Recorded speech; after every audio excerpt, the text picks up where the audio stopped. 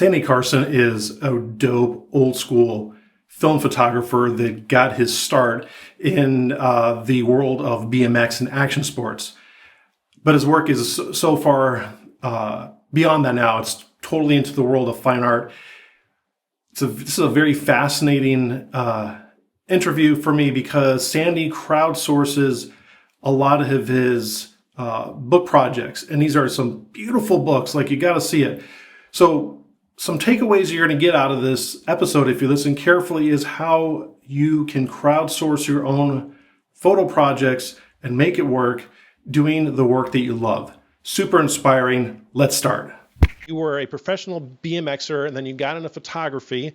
You've done some amazing work for a really beautiful, like a really good spread of different types of clients. And then you're doing this really powerful work with your own personal photography, and you're crowdfunding the books, which is, I think, inspiring. And then Chip showed me his copy of one of your books, and I thought that was phenomenal. Thank you. Oh, look at that. Right there. Nice one, nice one. Cool, thanks. So, yeah. Wow. Tell me briefly how you got started in photography from BMX. Kind of when I was a teenager, it started then. Basically, me and a handful of guys rode BMX and rode skateboards.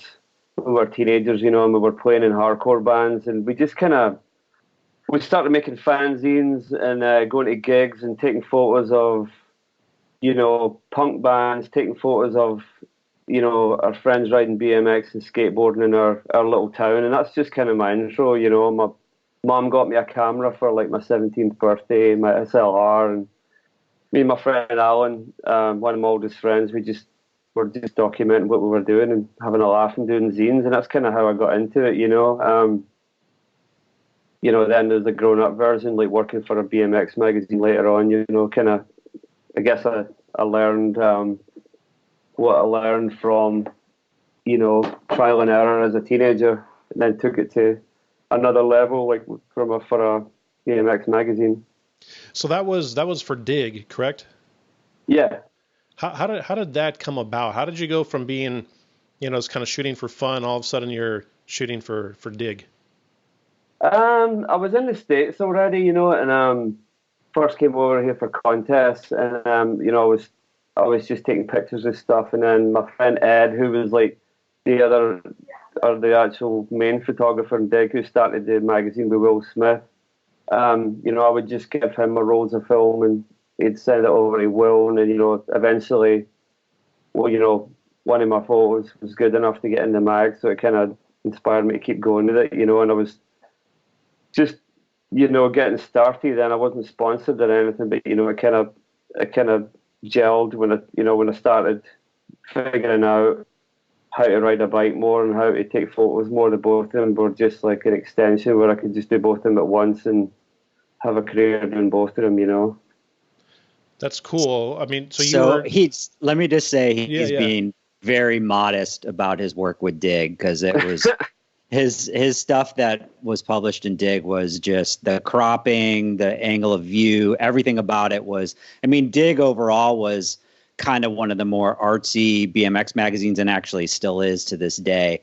But, Sandy's work in there really kind of stood out. Well, thanks, Chip. I got a lot of, I didn't have any formal training, but like as far as the BMX stuff, I really looked up to like the guys who worked here already. Like I really looked up to Big Ed Doherty and like Chris Holman and Ricky, and Paul Bliss is a big influence too. So we all really just fed off each other. Like I just loved those guys' work, and I got like a hand-me-down Nikon from Ed, so that got me going with good camera and lenses, and I always looked up to them, and they looked up to Spike Jones, so we're all just like this one big kind of like BMX, ball of, photographic inspiration. I kind of, what goes around comes around. I looked up to those guys a lot, so whatever I did just came from being inspired by them. were you processing the film, or did you say you would hand off your film to the Sometimes, magazine? sometimes he would. Ed always sent his stuff away, so he just sent on the film to Will, and he would, sometimes he would just see it in the magazine first off, But initially I would send stuff, but then, when I found a lab in Bethlehem and I was living up there, I would get it developed, and then down here in Austin, obviously we used the labs, and then my black and white stuff I would develop as well, for a few years in my bathroom here, but yeah. Later on, we definitely, we used the labs, and then, I got a scanner and all that, so I still do all that stuff. But but initially, we'd send stuff to Will, and he would just develop it, and he'd send us a contact and stuff like that.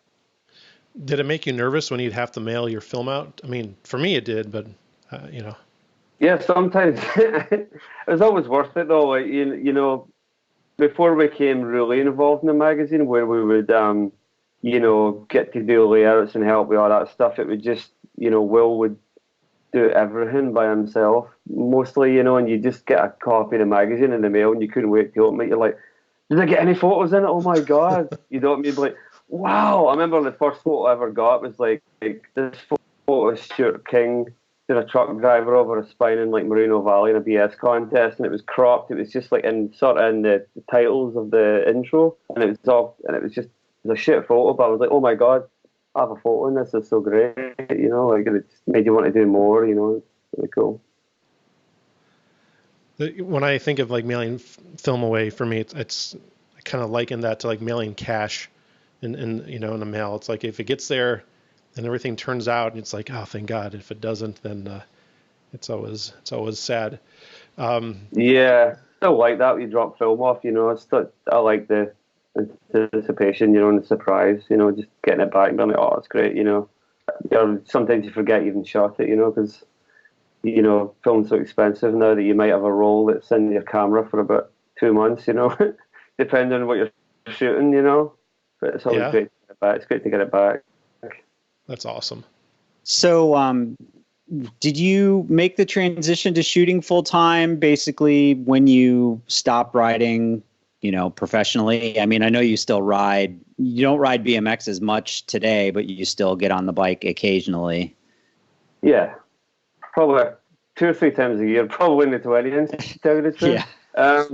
Yeah, totally. But the transition, like I said, when I started picking up sponsors, I was able to travel more. So obviously I was a camera on me, and I was always taking pictures of what was going on, whether it was, a road trip or a contest, or whatever, I'd be writing about it and documenting it. And, as the sponsorship picked up more, I was able to travel internationally and all that. So the magazine and sort of BMX journalism stuff piggybacked my sponsorships, so I'd be traveling to, say, South Africa, and I'd be like, right, you're going there with Etnies or something, let's do an article on what you're doing there. So I'd be there for 3 weeks, shoot the whole thing, and then it'd be in the magazine, and then, the sponsors would get so as far as the transition, it just kind of happened organically, I was just like, I was riding my bike a whole lot, and then I got sponsored for that, and I was, on the other hand, I was taking photos a whole lot, so I was able to do that for a magazine. So it's just like a progression of what you're doing, and that that continued through the years that I rode professionally for sponsors, and then when that sort of stopped, I was still doing,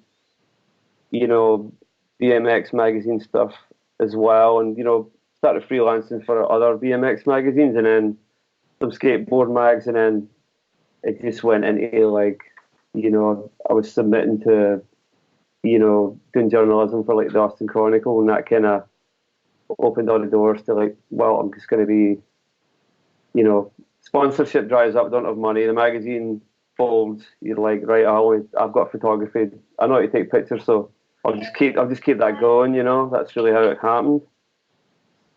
Yeah, it seems like a lot of your work now, kind of that reportage style, kind of seems like it's loosely revolves around the theme of travel, and Right. that kind of what you just said. It seems like that what you're doing now is directly influenced from being on the road, as a pro, and then also through shooting for the BMX magazines. Mm-hmm. One article in particular that I remember was, I think it was like Sandy Carson, a Honda Civic and America or something like that for Dig. Oh yeah, the 4,000 mile trip. Yeah, exactly. I drove from Austin to Bethlehem and back, just kind of, it was a real shoestring kind of thing where I drove my car there and back, slept in it at rest stops, stopped,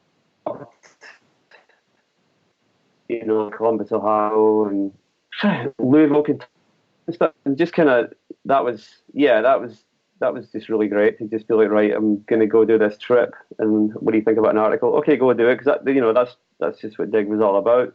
You went out and shot it, and then if you had something, you could pitch it, and if it wasn't good enough, Will would be like, no, that's shit, it's not going in there, and really respect that, because there's always, I really dug all the articles in there, and it was like, it's pretty great to be amongst all those guys, they're a really good crew. But yeah, travel for sure. Yeah, definitely a lot of travel related reportage now, and kind of what I learned in BMX. Just it's kind of just taking it to, there's another cat in the way. Just taking it to what I'm doing now for say a road bike mag or whatever. It's just the same sort of aesthetic. I'm still going to document it the way I would document a BMX trip. It's kind of how it evolves. Still bicycles and whatever else I'm getting into, I'll just still shoot it the same way. It's kind of, that's ingrained in you from 20 people in the back of a van covered in bikes and eating ramen noodles for a week. That's kind of like the same. That's what we're still doing. That's a pretty low budget craft service right there. Right, yeah.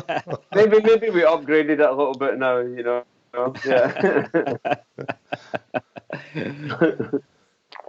So you did a book on Hurricane Ike's devastation in Galveston there in 2010, and that was kind of like your first personal project that you really pushed into a book, correct? Yeah. Uh-huh. So what kind of gave you the idea to kind of go down there and document that? I think I was just really because when I moved down here, there's just so much to Texas. I would just go to small towns and see what was going on. And at one point I went down there because I was like, oh, this is the nearest beach, so I'm just going to go down there and see what's up. And then that was right when the hurricane hit. And when I got down there, it was completely flattened and totally devastated. So, I was like, wow, I'll just make some pictures of that. And then I thought, wow, I should probably, submit this to the local paper here. And it didn't go anywhere. So, because sometimes they would send me to like the Texas wildfires and stuff, and to document that, and it kind of didn't do anything. But then the Ball High School in Galveston were making a documentary on Hurricane Ike, and I caught up with that, and I wrote the school and went down and visited them and saw the documentary and talked to them about where. I was like, I think I should do a project on this, and shared some of the pictures, and they told me where to go and all that. So that sort of made more of like an ambient. Theirs was like really hard hitting kind of motion, and I was like, well, I'm going to make an ambient sort of project about this, and some of the proceeds went to the hurricane victims and all that. So it was just kind of a personal project about it. And that was kind of that was fully self-published. Did you also, was that kind of your intro into crowdfunding, or did that come a little bit later? That was later. I just did it on Blurb, and we made a couple hundred copies, and I had a show at OK Mountain here in Austin to launch the book. But yeah, that was the first self-published book. That was before, I started my publishing label, and then it was before the Cardinal crowdfunding. Press. Yeah, so it was before that, and the crowdfunding stuff. This was just self-funded, and print on demand. Gotcha. Yeah. Would you say that? Would you say that for people kind of wanting to self-publish, that something like Blurb would be a good kind of like first step?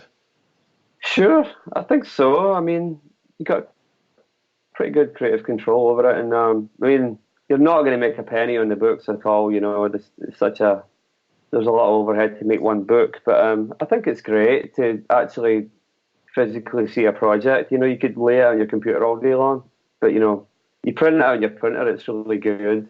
But if you want to make like a book of a project, you look at it and just hold and flip through it. I think it's a really good start. Then from there you can go to like another print house if you want to make a bunch of copies. But I think it's a good start. There's other I know there's other places that's apart from Blurb, but that's just kind of where I went with that one really. But I think it's good to just you only need to buy one, and it's up on their website.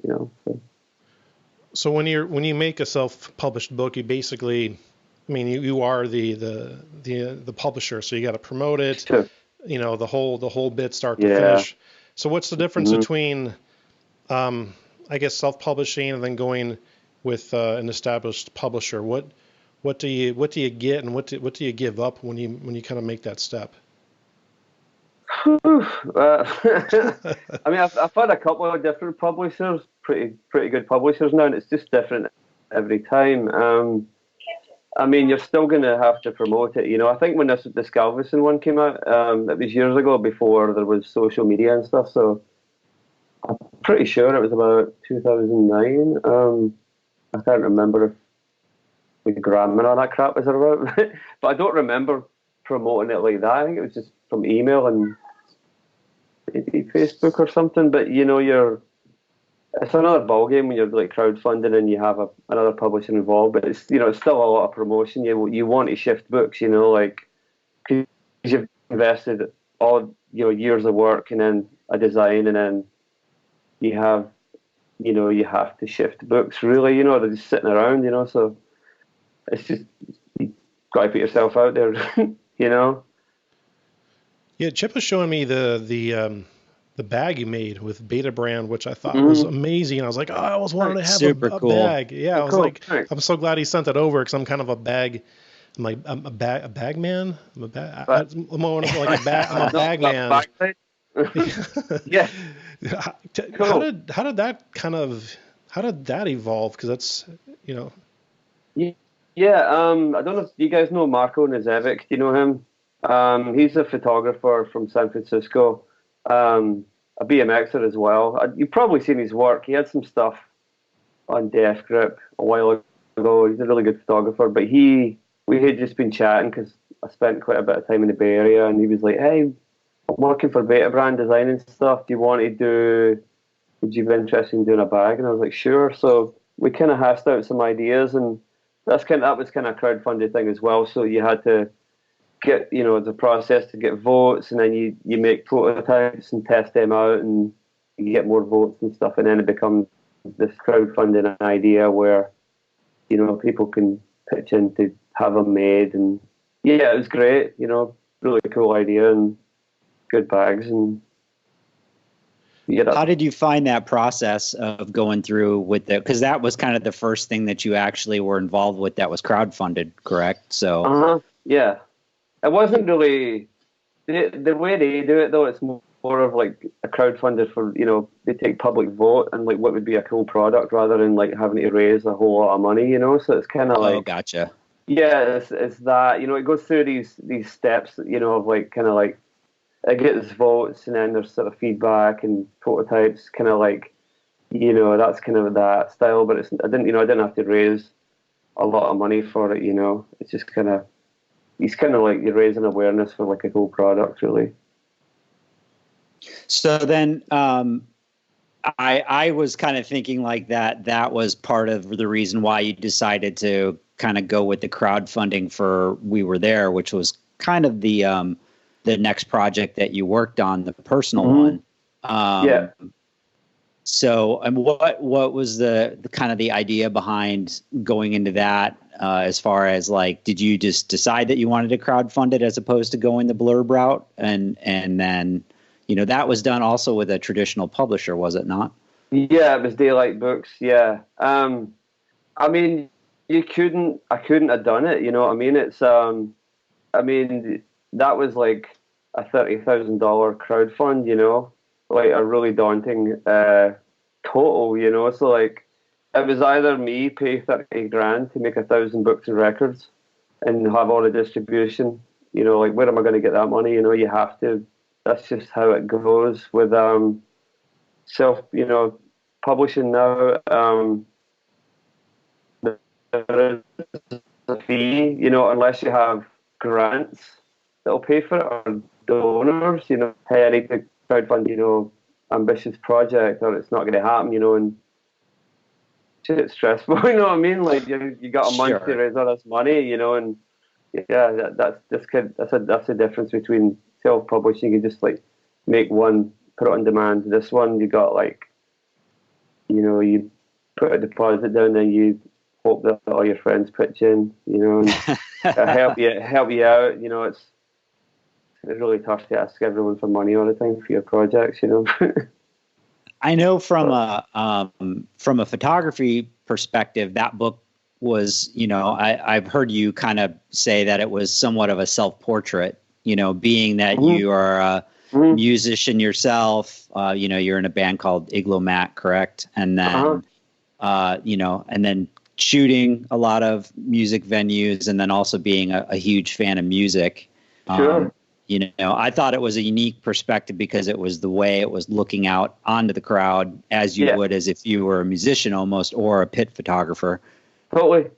Yeah, that's exactly it. Yeah, I mean, I just saw myself and these kids that was taking photos of, I mean, I had all these, was working for a couple of publications, like shooting the gigs live, and I just did that for a long time, and like 10 years, and then they would always kind of like get a shot of the crowd so we can get a feel for the audience, and I just became more and more attracted to that, because sometimes the stages are 10 feet tall and you can't see anything, and everyone just looks like a golf photographer with a long lens going like that and getting all the same pictures.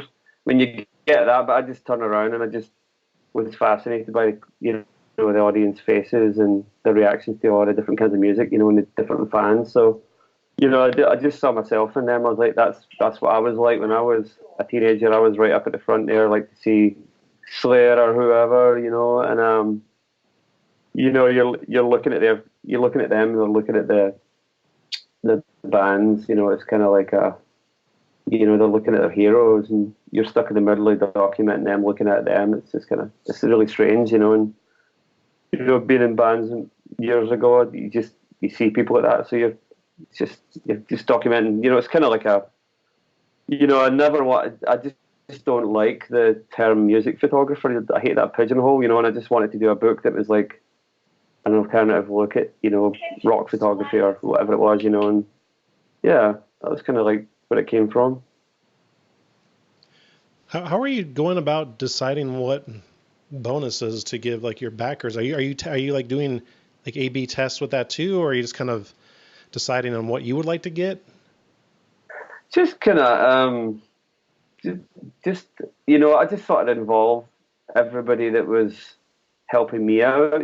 For that project, it was like, we had Fairdale bikes, and they were sponsoring me, and then we had vans. So like, I just got all my sponsors involved, and gave them a bunch of books and stuff, just because it was kind of like a really good kind of youth culture book. I could have done it with this new book, but it's really what didn't fit. You know what I mean? Like, this is a different crowd. Like, why would someone want a pair of Vans? They probably would. But I mean, I just thought, because it was such a big total, it was twice as much as this book. Actually, it was 6 times as much. So I was like, holy shit, what am I going to do here? All right, I'll get Fairdale involved with bikes, vans, with shoes. Roger Skateboards, Beta Brand, Levi's, everybody that I could think of. I just was like, right, you think you could pitch in here, because this is a crazy total I got to raise. And they were all cool and they did it. So, like, and then, I did a couple of mentorships as well, just threw that in there. So I just really thought about every way I could possibly raise money, and that was cool. Even had a coffee brand in there, flat track. But yeah, it was just amazing. Everyone pitched in so much. It was really, really great. Austin's own flat track. That's right. That's great. Totally, yeah. But that's just kind of what we did, And I was thinking about this new book. How would I just wanted to keep it simple, because there wasn't a big total. I mean, the book did cost a lot of money this time, but I had, been writing grants and getting grant money to actually publish. So I don't want to be like put it out there and ask it. I could probably paid for it to release a book and say, okay, my book's out, and then people are like, cool, and that's it. But like, if you have a little bit of not crowdfunding a little bit, then there's an interest to like actually get behind it, rather than just saying it's out. If you're a really big photographer and you're like, my new book's out, you're like, I'm gonna go buy it, but like when you're coming up, you just feel like, right, you want to help me get this book out, and kind of gets an interest rather than just being dead in the water, kind of thing. That totally makes sense. So basically, the people that back it, right? They kind of have skin in the game because they want it to be successful, and so they're going to be promoters. Yeah, and I want them to be part of the book as well. It's just everyone has pledged something for the book. It's their book too, and I want to get people involved in it. That means a lot, for sure. And then with the last one, we had more of our audience for the We Were There because I did a record with like Austin bands, so like record collectors wanted that. This is kind of going back to the design with the publishers. We're like, what are we going to do that makes this really cool? And so I was like, I got these unreleased tracks for bands, for the Black Angels and the Sword, and I was like, right, I'm going to do a flexi disc because I used to get flexis in magazines when I was a kid. So, the essay in the book is kind of me talking about being a teenager and all that. So I just was like, right, what did I get when I was a teenager? I got a magazine with a record in it, so I'm going to make a record with this. And it worked out. So we got, it's different audiences for different books. You get music nerds, rock photographers, just kind of different collectors, And then, with a new book, we just have a different approach. We get more different design, and there's been totally different audiences, I've noticed with the books, but some people like all of it, some people just don't. That's fine. I think you have a lot of, a core group of people that follow you from the BMX days that are, always down to kind of see what you're doing and promote and, support that. Yeah, for sure. Luckily, yeah, definitely, for sure. But as far as like the new book goes, I mean, the design of it is awesome. I really love kind of the motif of the postcards going through it, and then also including some of the postcards, and they're just hilarious. It's kind of it's definitely your humor coming through with that. So I don't know, like, how did you? We're in kind of the age of email and social media, and postcards are kind of something of a bygone era. And what was your decision to kind of include those into the motif of the book? I thought about writing an essay. I had a really good essay in there, but I just thought about writing something, and I was like, well, I'm just going to put postcards in there, the actual stories that I wrote on the road, and I wanted to make the postcards like anti-destination, anti-tourism postcards are like towns that people would never go to, because people expect all the best photos to come from big cities and wherever, but I found some of my best pictures are podunk towns, so I wanted to write postcards from there, you know, and have that be a feature rather than writing an essay. So just writing real stories. And yeah, we came up with the publisher. I can't remember how we came up with that, but, you know, I have like crazy collection of postcards. You can see, like, collect loads of shit.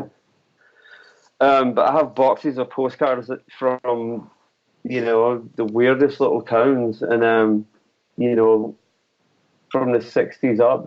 I just love all that stuff, the kind of psychedelic looking postcards. So we tried to recreate that, you know, with the torn edges, and it's just something that we just kind of, you know, bouncing ideas back and forth with the designer, and they were really, really fun to put together. Like, we really, really enjoyed that, you know, and there's a lot of research, and we're pretty happy with that. And then we had the one in the middle that pulled out, you know. But yeah, those were really fun. Thanks, I'm glad you liked that. It's kind of my favourite part. How did you get the like the envelopes like in the pages? Like, is there like people like gluing that by hand for every copy of the book?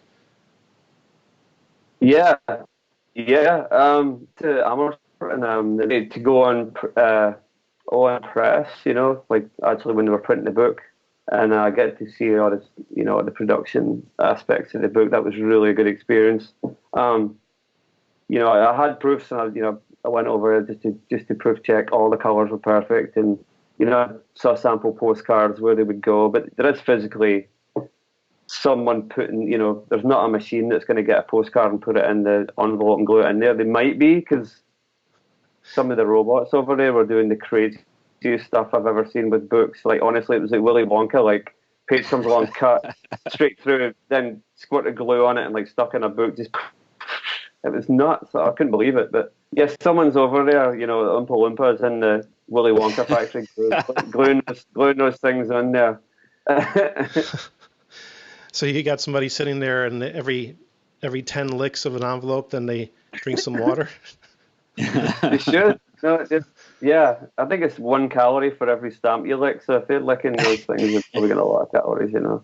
I think it's super fun, because it reminds me of like a lot of the vinyl records that I grew up with, where you'd open it up, and then it was a complete experience. It was like you had the music, you had sometimes books in there, or a variety of things, and it was like, I don't know, it just kind of sucked you to a different world, especially today when everyone's like sucked into their phones. They give them something that's analog and textural, and they could open it up and like, wow, you know, just like it really just grabs people's attention. How are you translating this experience that you're delivering with your books to like your Instagram? And I mean, that's got to be really difficult, I would think, to do. Yeah, it's really hard to, you know, make it go to another channel, like a phone from a book, you know what I mean? It's really hard. It's like when you get on top of a mountain and you take a photo and you're like, check this out, and then you look at it later and you're like, that really didn't do it justice. You know, it's kind of the same as when you have a book in your hand versus a phone or a tablet or something, you know? So we're not like trying to go backwards. It's just like, I really just want to make physical products like that I enjoy and what I grew up collecting, you know. Still, you know, there is a demand for more physical media, but, you know, we just really want to do it, and it's just something I want to do, you know. Still collect vinyl and books, and I just can't look at screens anymore, you know what I mean? I'd rather sit down with a book. I just, you know, editing on a computer all day long, and then you're like, I'm going to sit on the couch and like look at this digital book. It's like, you know, I just can't do any more screens, you know. It's bad for you. But we just want to, I don't know, why not just not do what you know what I mean, rather than do something that you don't want to do, right? Sure. Well, I mean, so what advice would you give like all these young photographers that they love shooting their digital, they're kind of experiencing film for the first time, and for them it's exciting, but it's also, you could tell that it's also and from my opinion, there's more barriers for them to get into film because they don't have the resources today that we had growing up with film, in particular when it comes to like younger photographers that are experimenting with film and digital, but they also want to get into printing books. What's a good few steps for these young photographers to kind of get in that direction? to get into books. To get into books and to kind of break free from that that digital Pavlov experiment, where it's always, you know what I mean? Because like young people are born into it. Totally. So how do they pull out of that matrix for a moment so they can make something like a book? Oh man, I don't know. It's all I know. You know what I mean? I can't imagine.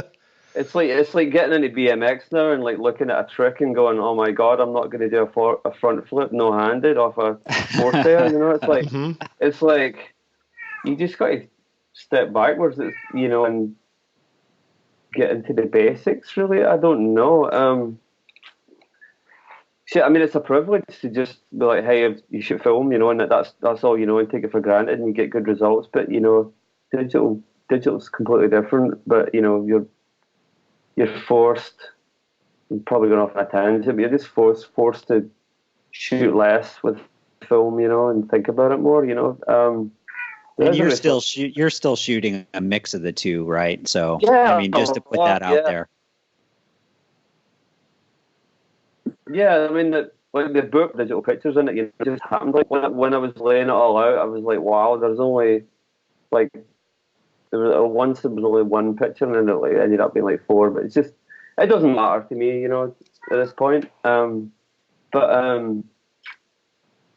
Shit, I don't know.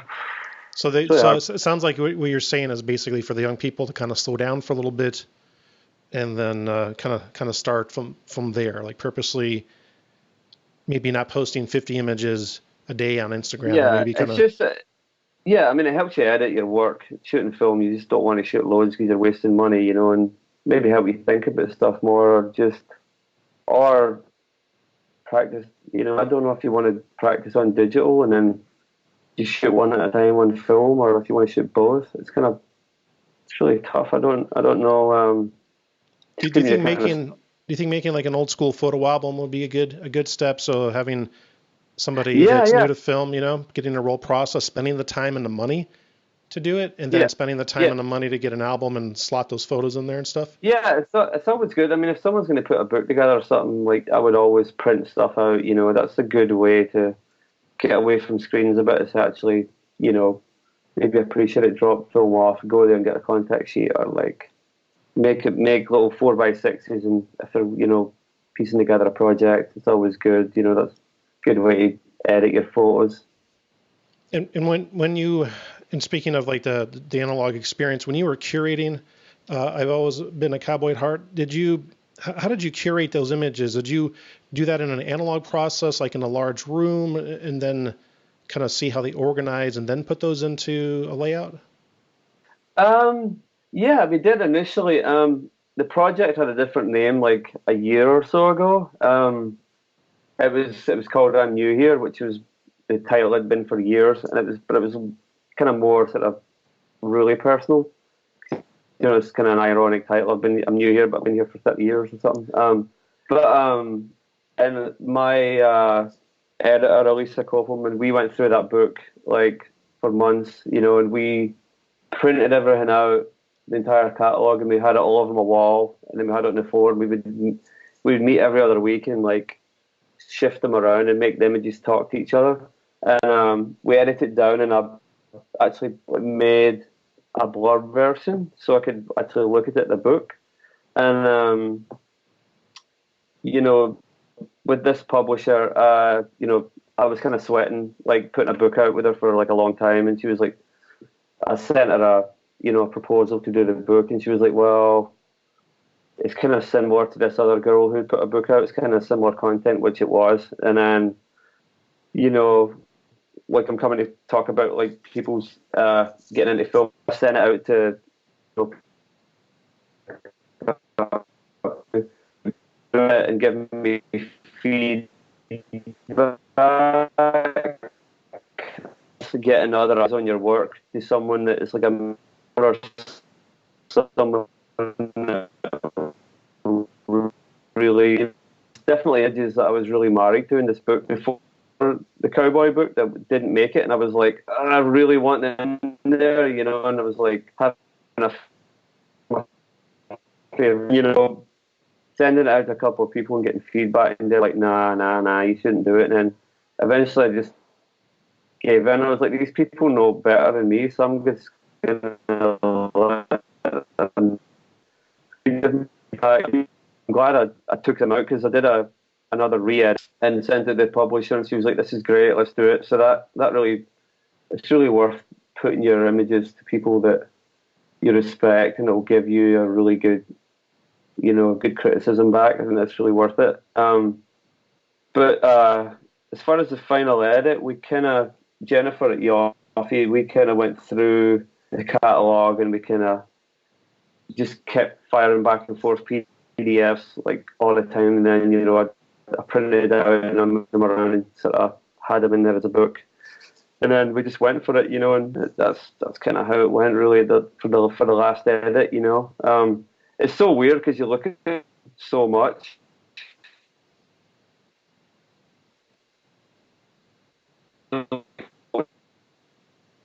It just stuck because you have like a nostalgic memory to one photo, and you're like, I really love this, and sometimes you just got to give it up, you know what I mean? Because, sometimes it works, sometimes it doesn't, Do you ever really get hung up on a particular image, like an emotional attachment, but then you have an editor and they're like, we don't think this is a good fit, and is that ever kind of... Yeah. That's what I'm talking about. There's definitely photos from that Cull that I wish were in there, but when I think about it now, they probably don't.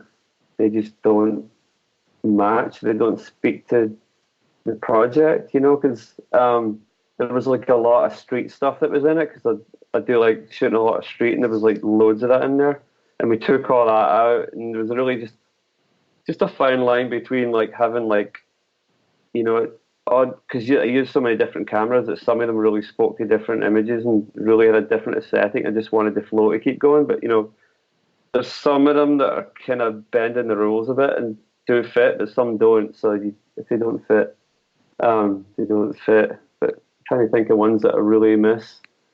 I can't think about it, so maybe I don't miss them that much. I don't. But, you just got to take. You just got to get eyes on your work. If people are getting, just get as many eyes on it to people that you really look up to, and that'll sort you out. And get you out of your comfort zone a bit. So you don't get too stuck on them. Yeah, you have to be pretty brave, and that's kind of what that sounds like to me. It's like putting yourself out there to, and hopefully you're putting yourself out there to somebody who you trust. Yeah. And you also are confident in what they're telling you. Now, it's not like just putting it out on social media and getting a bunch of hearts to it. It's actually putting it in somebody that has capable hands. Totally. You're not gonna, you send it to people, you get an unlike button instead of a like button, usually, I like a bit of harsh criticism. I really respect it, You need, we need more of that, as far as project work goes, like if everyone likes it, then what's the point, You know what I mean? Yeah, totally. How do you grow if you can't find somebody that you respect? It's like, I don't think that's the best fit for this project. And I always find it hurts a little bit. It's like getting, I don't know, it's like getting a slap in the morning or something. But at the same time, it's like, okay, if it doesn't resonate with people that don't have an emotional attachment, then got to use the image, for something else. Yeah. It can always be. You can always use it for something else, like another project. It's not going anywhere, Unless there's like an Instagram crash or a hard drive crash and takes everything out. But hopefully that never happens. You can just, all your I mean, all your photos can just be outtakes on Instagram. Like, here's an outtake of my book. I guess that's your promotion or something. Yeah. Sandy, where can people buy the book? Where can they go to buy all your books? Actually, they can get the Galveston Hurricane one and the We Were There from a website, sandycarson.com, or they can get it from daylightbooks.com. And the Cowboy Heart book, they can get that from Yoffie Press /Cowboy Heart. That's my new club. So Everyone's asking me, like, where's your books? Where's your books? And I'm like, I don't have a house full of books, you know, like, publisher has them. Also, if people in Austin want to pick up a book personally, they can get them at Book People. Okay, I was going to ask. Yeah, I'm doing a talk there on the 28th at 5 p.m. So they have a bunch of books down there too. There's really good books. You get to September support 28th? local books. Yeah. Cool. So it's a triple whammy. You get to support local artists and local bookstore and independent publisher. And we have free beer, so that will get people coming over. I'm going to see if I can come out there and you should. It'd be a lot of fun. Yeah. I'm going to take my cat down there as well. Awesome. You should. You totally should.